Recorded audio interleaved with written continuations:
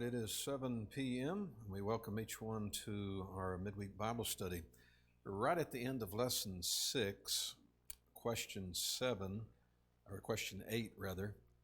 And after our prayer in just a moment, we'll pick up there and finish out this lesson and then go into lesson 7. So I did ask, and hopefully most of you saw the email, but that if you had this supplemental book, I mean, we haven't been going through the lessons, but it has a lot of good material. And of course, we've been focused in this particular lesson, lesson 6, on the training and discipline of our children. Lesson 6, there's a great lesson by Cal Campbell that's devoted to just the subject of discipline.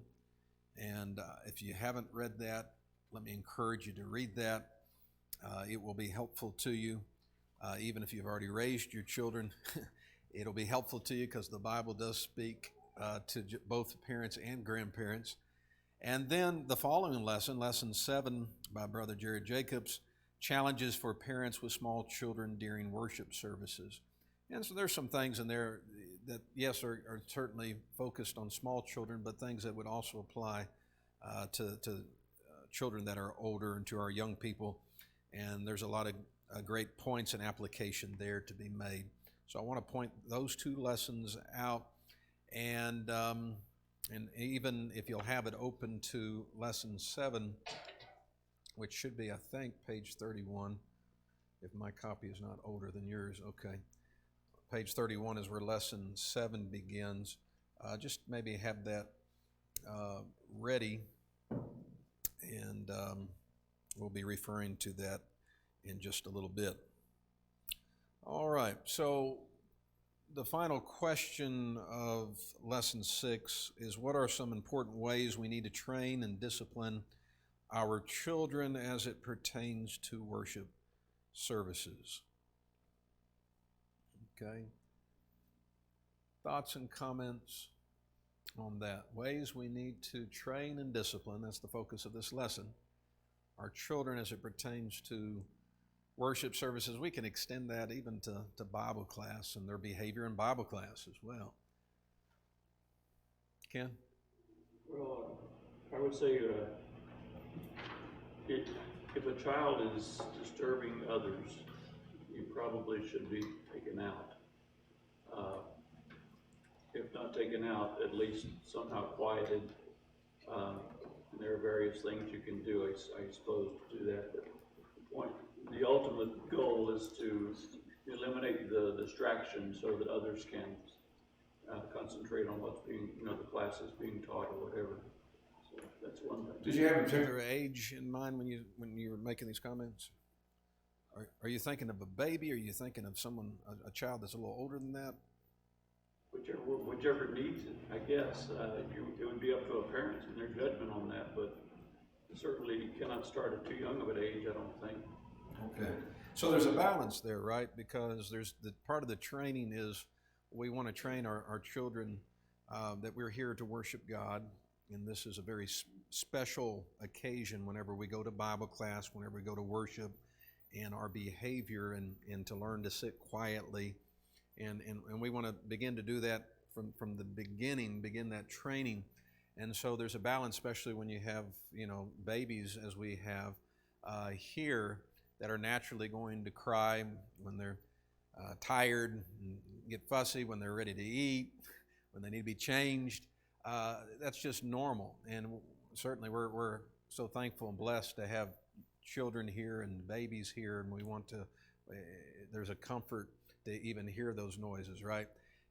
So there's a balance for parents of, I need to teach them to be quiet and then train them, and as they get a little older, maybe there's a little bit more of the correction that comes in now as they should maybe know a little bit better.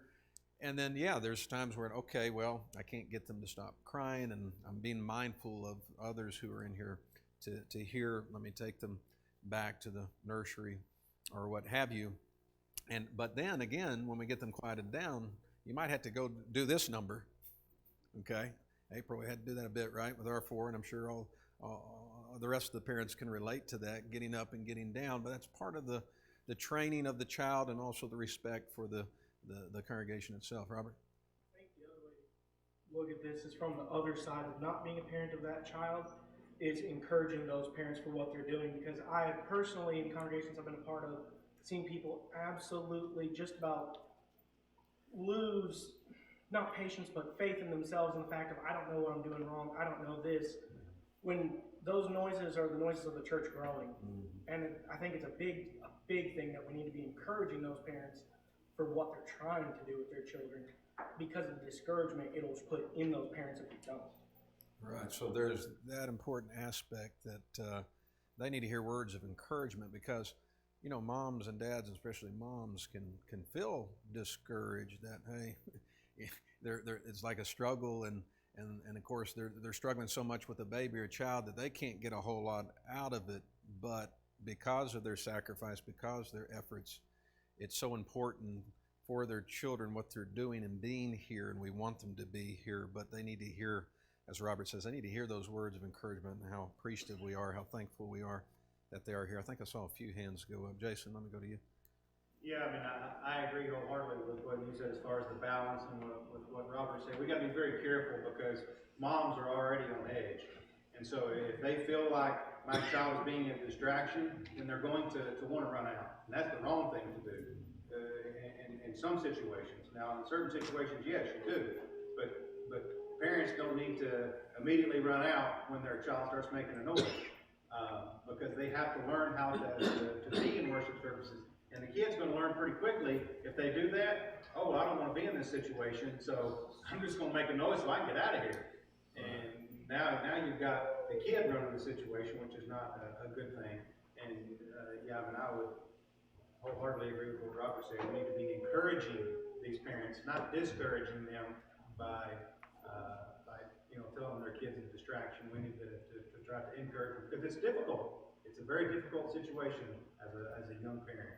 It's a very challenging stage for sure, but this is where they need to be. This is where we want them to be, but they need to know that and have our backing. Shirley? When they get old enough to sit, and pay attention, I don't think you need to take them out when they first start. You might need to smack them just a little bit on the leg, just to let them know, you need to be quiet. And not just take them out just because of that, because they're not going to learn if they don't know what they're supposed to do while they're there. Right. Again, there's maybe a different plan as they get a little older of addressing their non-quietness. When we want to teach them to be quiet, maybe there's some correction, there's some that discipline that needs to come in, okay, and to get their attention. This is a time to be quiet, not to be being loud or messing around or being silly and those sort of things, right? Some parents, they take their child out all the time. They don't, and a lot of times they just stay out with them, and I don't think that's a good home. Yeah, and I think Jason was touching on that as well, but, and Jared makes that point in the lesson. I mean, the nursery is not to be a playroom. It's not to go back there and I'm just going to hang out there with my child or baby the whole time. Sometimes maybe because of what's going on, it may be necessary to stay there a while. But I've been in places, I've preached in places where it became kind of a hangout, and some of the mothers just start visiting back there, and, I can see that. I can't see this one, but I could see the one where I was at preaching, and that's a little distracting, and the moms are kind of just hanging out, the kids are there, and I was like, no, this is not a daycare situation, drop your kid off, and the moms kind of hang out and visit. We're here to worship God, and that's for a specific purpose, and we need to keep that in mind. Clarissa? Not to belabor the children thing, but since I've been on both sides of it, as far as young kids, babies, and things like that, yes, it stresses you out more than I know, because now I'm on the other side of it, and it doesn't affect me as much as that parent feels like it does. So that kind of goes along with the, if they apologize or if they say something, just be like, it's fine. It's very, very rare that a kid is just really screaming and throwing a tantrum, and I don't know any parent that wouldn't take them out. But yeah, little grunts, the start of a cry, and then you can shush them with a passy or whatever it is that works for them is not a big deal and shouldn't distract you. Some other things I was thinking of, yes, you start as far as the discipline really young, and then you're not getting into the toddler or young children age where you have to take them out. I mean, unless it were, something crazy, but if you start young, you kind of nip all that stuff in the bud. And then when they are old enough to try to train them and we're singing. You have the songbook out, although now we have this, so that's a little different, but it's let's sing. Now it's time to have your Bibles out. So it's engaging them in the worship. And too, when we were younger, that's just what we did, but we didn't have a bag full of things. It was like one thing, maybe two things, so it's not just a constant, I want this, I want this. Right. And something you could change out occasionally, but maybe so they don't see it as like just a straight up playtime, when they come in. But yes, they have to have something to entertain them when they're not old enough to understand. But again, that's all just my perspective on things. So I'm not at all trying to. All right, there's a lot of stuff you just said that I could respond to. Let me grab one of them. We got the songs on the screen. I think it's still good to teach small children to hold a songbook, to hold it with them. April would do this with our children, and she has even done it here when maybe we had a smaller child sitting with us, just to kind of follow along the line of the song where we're at and turn with them. And I think that's still good, even though we have the songs up here. Jason, your hand went back up. Yeah, I'd like to make a comment about the songs on the screen. Thank you. But one thing that I'm thinking about with our older children, we need to teach them how to focus. We need to teach them not to be so distracted. And teach ourselves that too. Exactly. I think that can be said for adults, but for our kids, because the last couple of weeks we've had 80-something people in the auditorium. People are going to be getting up, going to the bathroom, somebody's going to drop the Bible, somebody's going to sneeze, somebody's going to cough. There are constant things going on that we can't always lose our focus, and that's something that we can train our children. But my answer to the original question is reverence. We have to teach them reverence and respect when they are in the worship service. Yeah. Why are we here? We're here to worship God, and that needs to be connected to reverence, and that we're teaching them that. Whose hand went up? Stan? Just a comment. As kind of an outsider, we've just been coming a short time. I got to witness Jason's class with the kids. I was very impressed. You guys have done a terrific job. These kids listen, they read, they sing, and they were here to study God. And I was very impressed. So I just want to give everybody here a pat on the back, because whatever you guys are saying is working. You don't see that everywhere. In a lot of places, all you see is kids playing with toys. They're not learning about God, so I'm very impressed. Okay, appreciate that, Stan. Good job, parents. Keep it up. Norm, P. Having as a parent, being the parent, having a clear vision in your mind of what is acceptable and unacceptable behavior. When you take your child, no matter what the age, understanding what behavior you want when they're worshiping God, when you're worshiping God, and having a clear image in your mind of what that is essential to getting to that point. If you're just going there because it's just going to be, they need to just be quiet, and if there's a behavior you're looking for, you have to have it clear in your mind what it is you're trying to get to. Otherwise, you're going to be all over the map. And getting to that point, if you're in a congregation where you have other people that you're in, this is a large one. When I remember this age, I was in a congregation of 25 people, and I was 3 of them, me and my 2 girls. And so it wasn't very hard to talk to other people there and let them know that she's got this, she's got that, this is going on. And whenever I had to do something in the services, which was often, one of the other ladies or one of the other people would move up a seat to be next to my kids because I couldn't take them up there with me. And there were times when they were crying so much, it wasn't that they were hungry or whatever, they were upset. And I had to pick them up and continue with what I was doing in the services with one kid in the heart. But that was to an effect, if they got to the point where they needed to get disciplined, it was immediate. I had to take them out for discipline, and I had to bring them right back in because I wanted to impress upon them, this is not something we're gonna leave for. There's no break in this. This is something that's so important, there is no break in it whatsoever. If there is a break, it's as small as it could possibly be, because it's that important. And having that urgency in my mind is what I wanted to impress upon them, molded how I was gonna react to whatever situation came up. And then the second part I had to watch for was, is this something that needs discipline, or is this just something the child's gonna be doing? And I've got to be there as a parent for whatever the child's going through.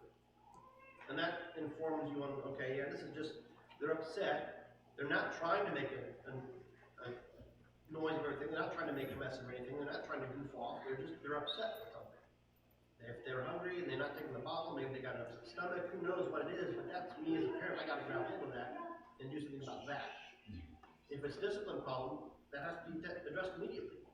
But knowing where you're trying to get to and having a clear image in your mind is so important to being able to form what we need to do in order to reach that destination.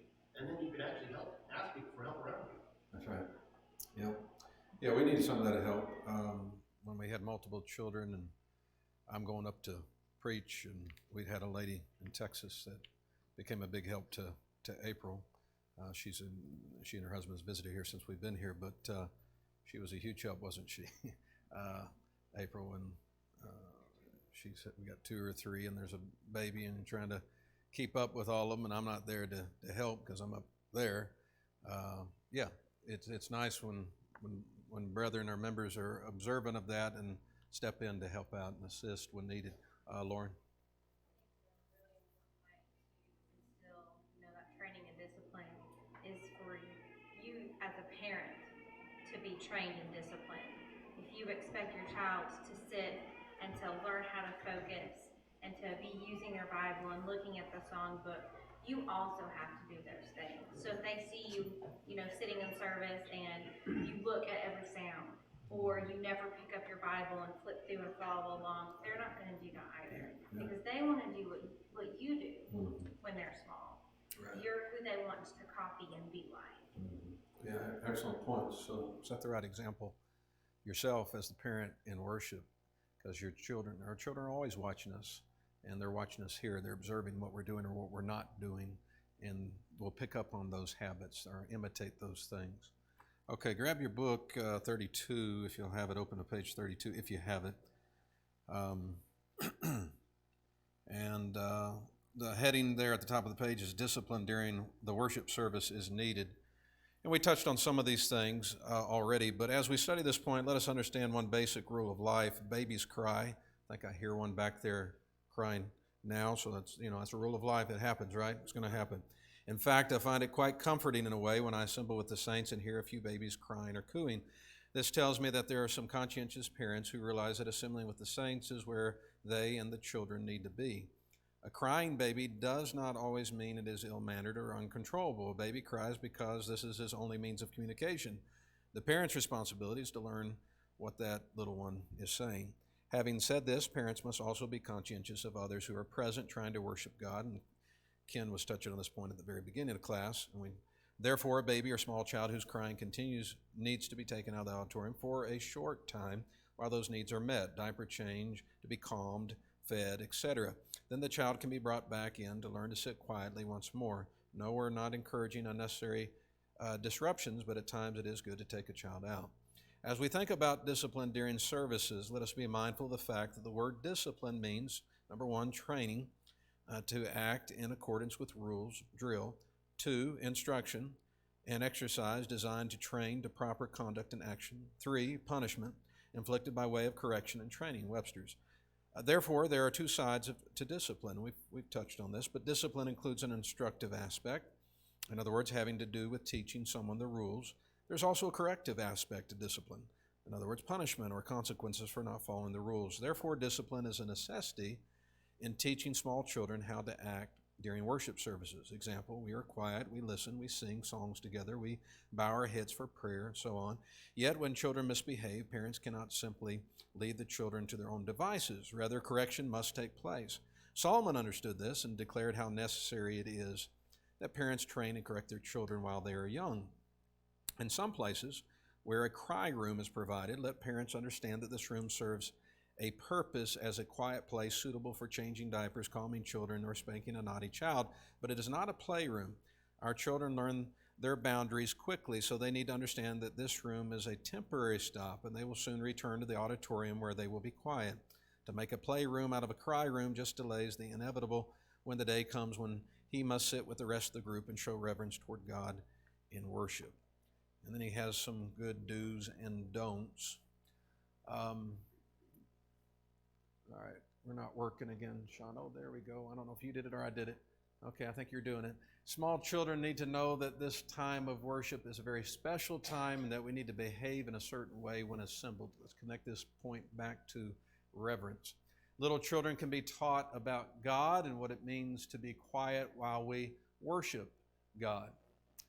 Hold the psalm book or let them when able to do so. Give them the Bible. Teach them that it is special and to take care of it. Follow along during the Bible reading with the child. Okay? Take notes during the preaching. Of course, babies can't do that, but when they become pretty small and they're starting to learn their letters, I mean, I've had plenty of children through the years when I've been preaching, my own and other children, and I always love it when they bring me the notes that they wrote down from the sermon. Maybe they wrote down the song numbers. Maybe they wrote down just the title, but whatever it is, and then encourage them and that they'll continue to do that. And they're just going to progress, obviously, as they get older, more mature in their learning. Bow the head and close the eyes during prayers. Teach them that. Clarissa, this is one of the points she touched on about, not bringing a large bag of books and toys. Go back one, please. Okay, let me pause on that. Again, I'm thinking of where I preached one time, and there was a family that would basically just bring a big old container, and the kids would be out, on the floor with the toys playing, and, again, I'm assuming the good intentions is let me keep the kids kind of occupied and distracted with these things, and while we're here for worship, well, they're there for worship too. And we need to be training our children that we're not coming here to play. Now, I know we had some books, and one of the things was important to me in April was if they have books, let it, as small children, as babies, let it be of a spiritual context, because that's we're here to worship. Let it be books about the Bible and Bible stories. And again, that's at a very young age that we had that, but I think that's very important. Okay.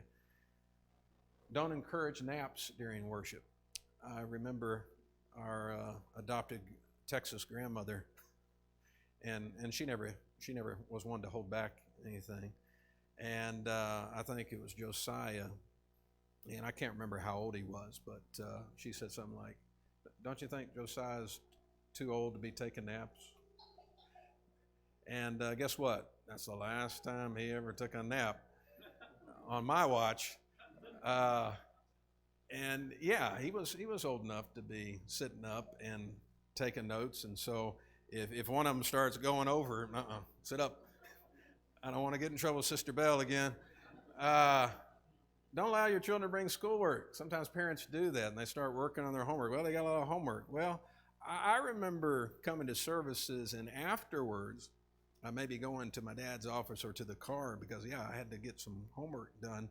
But it wasn't done during Bible class. It wasn't done during worship. And, of course, this was never an issue growing up for many of us. But today, the phone and tablet, I know Jason has a rule. You go to his class. If you have a phone, you turn it in, and you get it back at the end of class. That's a good rule. Punish and correct any bad behavior. Talking, passing notes, laughing during worship. I'm going to stop on this point for a little bit, so don't advance, please.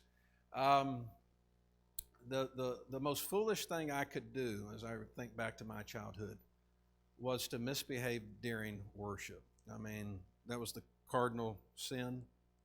And of course, my father was a preacher.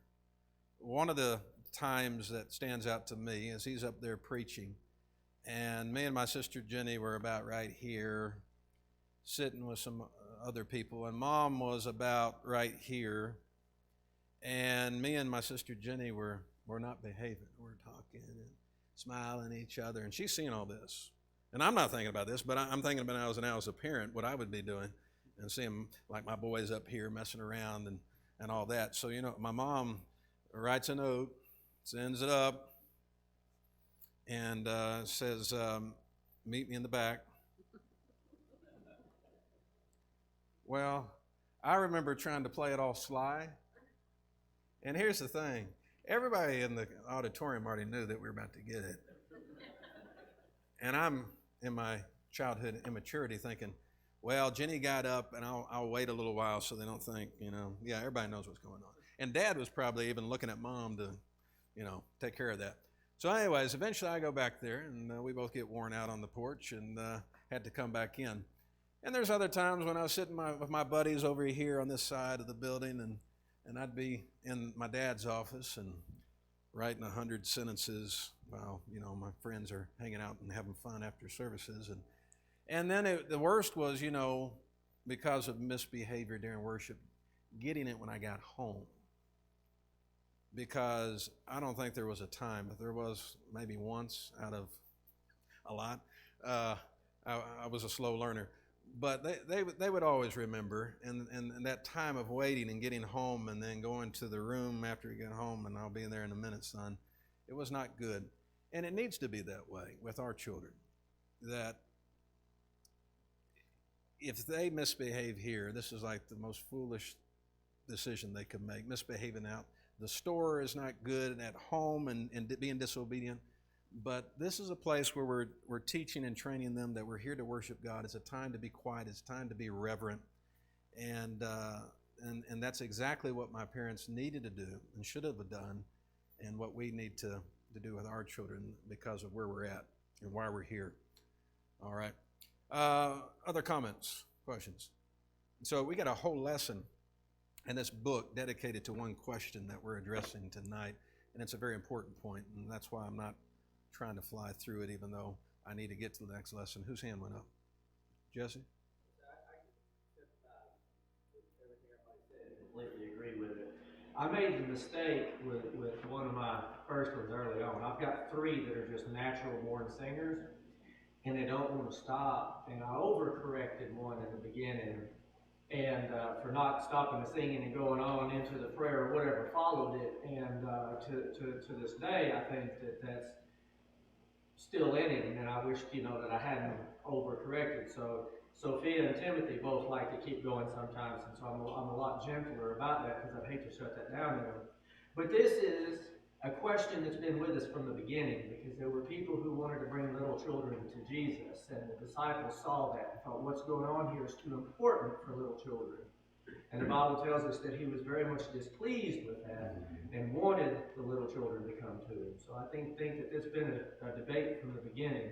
At least we know where Jesus is on that issue. Yes. How many times do you use little children to teach us grown-ups? You need to be like them. And there in Matthew 19, I'm sure it's another text, but that's the one I'm most familiar with. Matthew 19, the disciples are getting on to the parents for bringing the children to Jesus to bless them, to pray for them, and Jesus rebukes them and says, let the little children, don't forbid them, for of such is the kingdom of heaven. And so, there's an honest admission. We've all made mistakes as parents. There's things we like to go back and do differently, and hopefully learn from it going forward.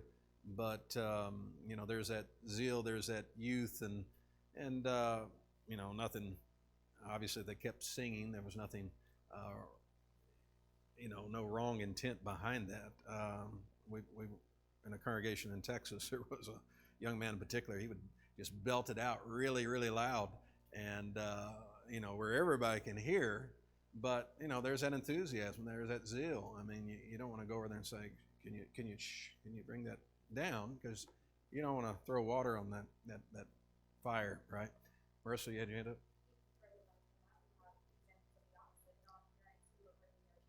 Jesus, but parents who had obviously not trained and disciplined their children in the Old Testament, children who were rebellious, or we have Nadab and Abihu who offered the incorrect hire.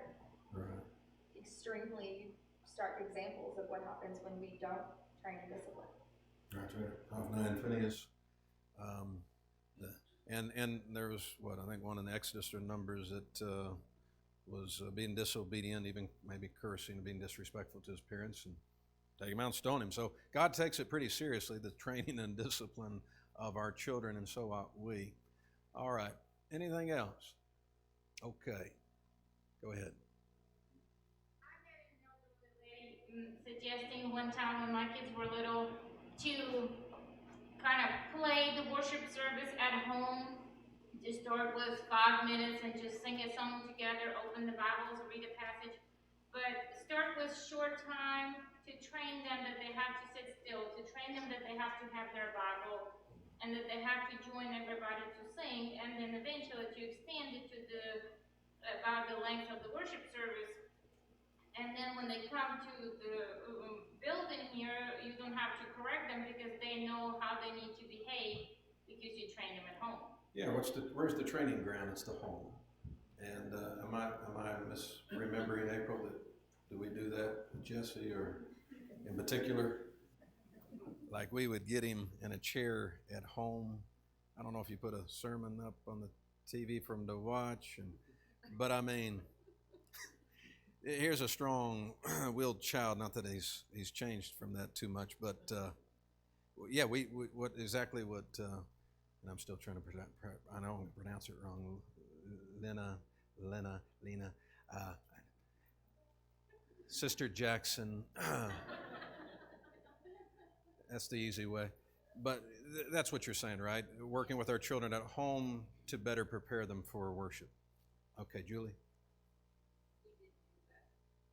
Of course, there were 5 of us, so we always played church every week at home. But when my kids, when I would see them sitting up there, I would go up and sit between them and in the middle of service, and everybody's like, oh my goodness, they are in trouble. And we would get in the car and that was so embarrassing. I said it wasn't near as embarrassing as it was for me to be watching you guys doing that. Oh, isn't that the favorite when a parent comes to sit down next to the child? But yeah, it is embarrassing. And if it's embarrassing you, don't do that again. Don't force me or make me have to come up there, right? You didn't like it, and I didn't like it either, so behave, right? Okay, anything else as we wrap this portion up? Okay, keep it short for me, please, Lord. Right. Constancy. The watchfulness, it doesn't stop. And it's an endurance run. It's not something that you can get a break if you do well at the very beginning. You can get a break. That there'll be long periods of time perhaps, but their children, they'll forget. They'll get to that point where they'll just forget, and they have to be reminded. And sometimes just a reminder works, but other times the embarrassing part has to be done. But drawing the line in the sand, if this is acceptable behavior and that is not, and once you cross that line, you're coming back, because now you do understand what you're doing wrong. You're not a little child anymore, and there are consequences to that. And just being able to be constant with that, consistent with it.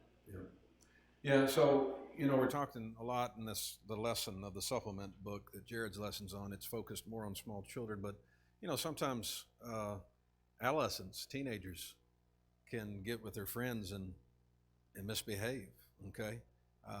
And I can think back to, I did it, and it was DUMB when I did it, okay? There was always severe consequences, and so it's an ongoing thing to continue to teach and train our children. And the wonderful thing about it, if we'll do that consistently, guess what? It's now instilled in our hearts, right? Those of us who were brought up that way, that's exactly how we want to, and what we're doing, hopefully, with our children right now. The way we were taught to be quiet and behave, and we're here for worship, we're here to show reverence toward God, and because we were trained up the way we should go, that when we're old, we'll not depart from it. Now we're instilling those same things in our children and grandchildren, right, Robert? One of the best ways to sum up the whole thing about consistency and staying with the people age is Judges 2. Joshua dies, and it talks about in there rose a generation that did not know the Lord. Mm-hmm. It's that consistency of it's not that we are to even discipline other people's children, but we're not also that example to them. It goes back to encouraging parents and things like that. this is a teamwork thing here. It's not individuals coming together to watch a game or something. We're all here as a team to lift up with one another. That's why we talk about, we sing to uplift and admonish and things Right. like that. If it's not for all of us and that constantness and keeping it going through those years, we're going to raise a generation that doesn't know God. I've seen it in my own friends after leaving college. As we separate paths, I see what happened to them, and I haven't talked to them in 5 years, but they're nowhere near God, and it's a scary thing to look at that of what's the example we're laying down for generations ahead of us or even around us. Yep, well said, appreciate it. All right. All right, molding minds and hearts for salvation. We only got about 5 minutes left, but here's our next lesson, lesson 7. And to me, all these I think are important, what we've been going through, but I'd probably put this at the top of the list, even though I didn't start here, at least with the parenting part of it. We began with husbands and wives, and I think that's where we needed to begin before we get to the parents. The marriage relationship has to be good and solid and strong. But I think this is at the top of the list, because what is it all about? Aren't we trying to mold minds and hearts for salvation?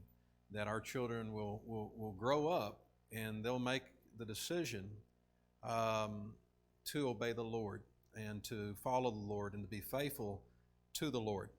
And so question 1 points us back to Deuteronomy chapter 4 and Deuteronomy chapter 6. And so comment on the specific instructions that God gave Israelite families in these 2 texts that need to be characteristic of our homes today. So let's first read through these verses. I'm going to put them on the screen. Certainly turn there in your Bibles, if you will, as well, because we're going to refer to some verses that are not on the screen if we have time. And what great nation is there that has such statutes and righteous judgments as are in all this law which I set before you this day? Only take heed to yourself and diligently keep yourself, lest you forget the things your eyes have seen, and lest they depart from your heart all the days of your life. And teach them to your children and your grandchildren, especially concerning the day you stood before the Lord your God in Horeb, when the Lord said to me, gather the people to me, and I will let them hear my words, that they may learn to fear me all the days they live on the earth, and that they may teach their children. Coming over to chapter 6, first 3 verses to begin with, and then we'll grab 4 through 9.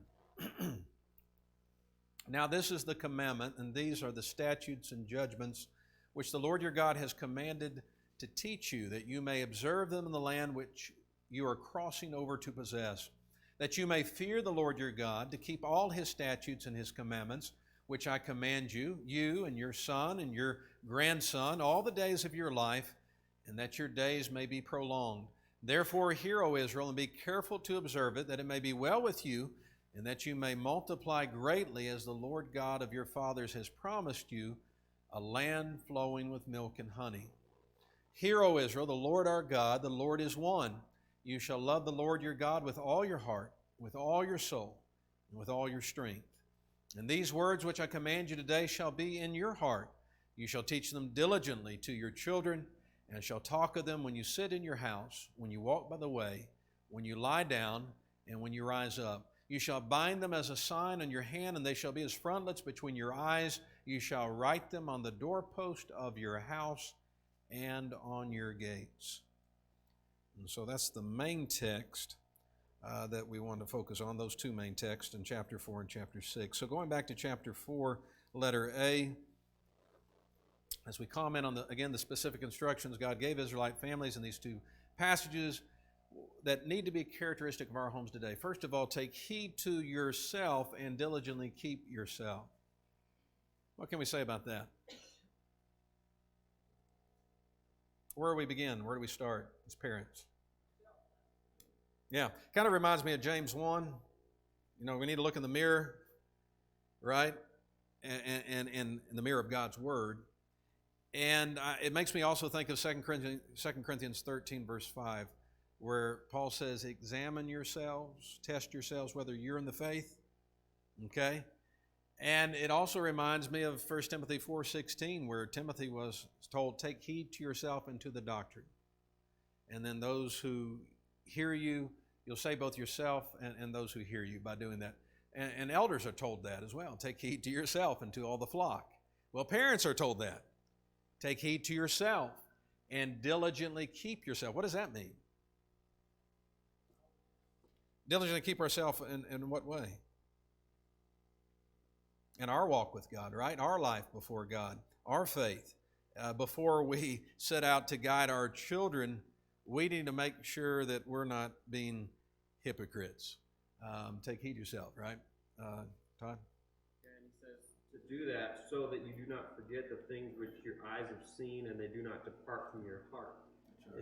It is maybe a temptation as we age to kind of rest on our laurels that we've studied the Bible and remember kind of the stuff we need to know, but that's not true. It's falling out of our mind if we're not being diligent to keep it in our minds. And then when our children need reprimand or need some guidance and we don't remember it like we should, yeah, it affects everyone. So yeah, go ahead, Jason. Yeah, that's a very important point. Verse 9, diligently keep yourself, take heed to yourself, lest you forget the things your eyes have seen. They depart from your heart all the days of your life. And so, well, I used to know that when I was a kid too. Well, why'd you forget it? Well, I'm older. My memory's not as good as it used to be. Well, that may be true, but did we cease doing this? Because we need to be reminded, right? We need to continue to keep in our hearts in order to be as effective as parents as we need to be. You have a final point you want to throw in there real quick, Norm? Yeah, if we're to teach them, teachers have to be far advanced of their students to teach effectively. That's right. You can't just be a year or two a step ahead. You've got to be way ahead. They can properly explain what needs to be done. That's what we're supposed to teach our children. Take heed to yourself. Keep yourself. You've got to be on the ball with this stuff if you're going to have a hope of teaching properly. All right. Thank you all for your good comments. Get ready to hit the ground running next Wednesday. If you haven't done this lesson, please get it filled out.